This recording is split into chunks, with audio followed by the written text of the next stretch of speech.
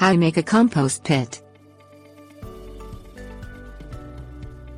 Making homemade compost can seem like a daunting task.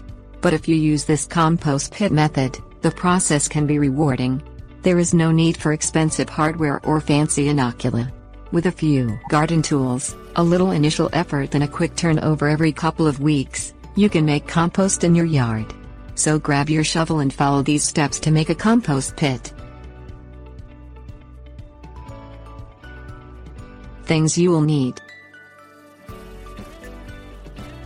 shovel, pitchfork, sharp stick, black plastic, bricks. Select a piece of ground that gets both sunlight and partial shade during the day.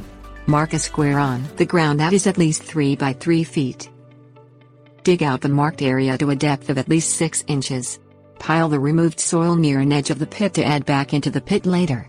Remove and discard stones, roots and debris from both the pit and the stacked soil.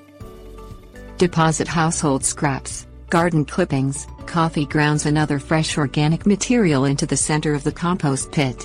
Add in dried leaves, chopped twigs, brown organic material and small amounts of shredded brown cardboard.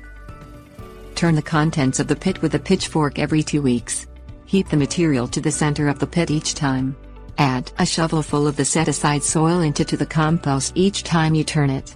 Poke holes in the stack with a long sharp stick, providing places for air to reach the inner layers.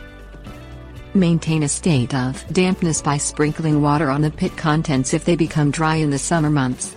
Cover the pit with black plastic during rainy spells to keep from getting soggy.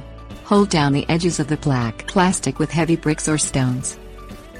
Use the compost when it is thoroughly decomposed and crumbly. Mix into soil for nutrient-rich organic gardening or place around established plants. Tips: warnings. Never put meat, bones, grease, pet waste or non-organic material such as plastic into the compost pit.